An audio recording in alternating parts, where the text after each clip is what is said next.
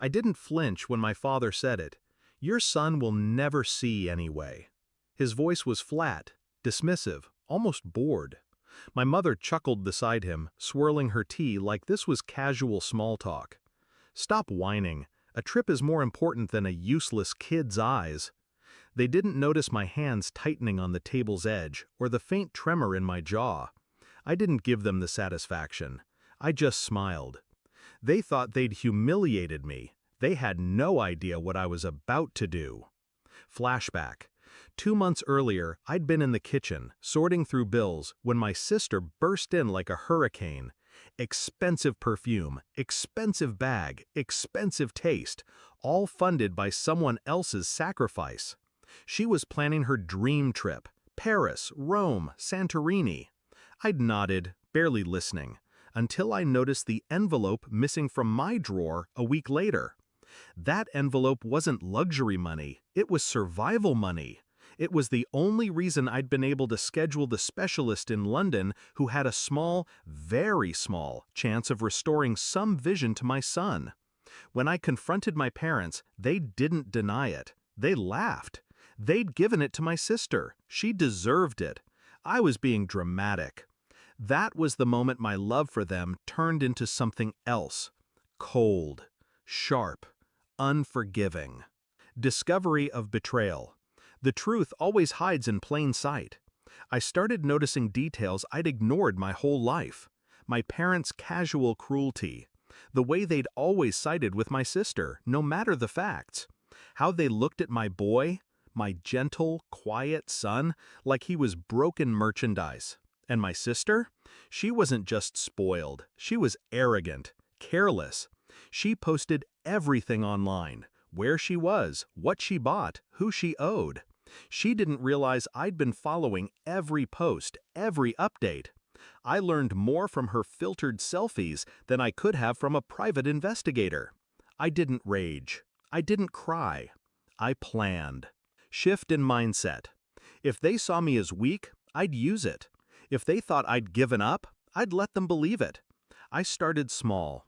I repaid my sister's loan, not in money, but in silence. I told her I forgave her, that she was right to enjoy life, that I'd figure something out for my son. She believed me instantly. She always had. Execution. First move, the law. My sister didn't keep receipts, didn't file taxes properly. Her social media was a goldmine of undeclared income from side gigs and luxury items she couldn't prove she bought with clean money.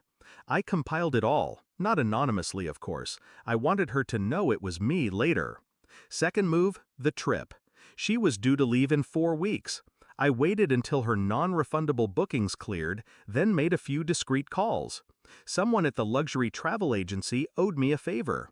A clerical error canceled her tickets, voided her insurance, and locked her out of her account. She screamed at the customer service reps for hours. They recorded everything. Third move, my parents' house. Technically, I was still a co-owner, a leftover from when I'd helped them refinance years ago. They'd forgotten that detail. I hadn't. One visit to my lawyer and their mortgage was reassessed. The bank called in a debt they couldn't cover. Climax. The day they realized it all, I was already at the hospital with my son. The London specialist had agreed to see him after a charitable foundation, one I'd quietly applied to, covered the surgery. My boy was calm, holding my hand, not knowing what this day meant. My phone rang. My father. He didn't start with hello. "What have you done?" His voice was tight. I could hear my mother crying in the background, my sister shouting. I let the silence stretch. Then, slowly, I did what you never could. I protected my family. "You've ruined us," he spat. "No," I said. "You did that the day you took from my son. I just finished the job." The confrontation. I didn't meet them in person. That would have been too easy for them. Instead, I sent them a photo. My son, bandaged, post-surgery, smiling despite the pain. The caption was just 4 words. He might see again. No threats, no insults, just proof. proof that their cruelty hadn't broken me. Resolution. The surgery wasn't a miracle, nothing ever is. My son might never have full vision, but he has a chance.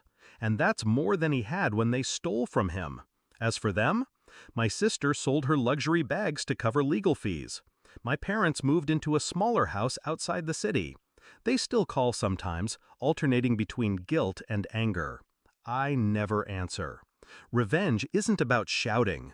It's about silence. It's the absence of your presence, the hollow space you leave behind that reminds them every day of what they lost. And in that silence, I smile.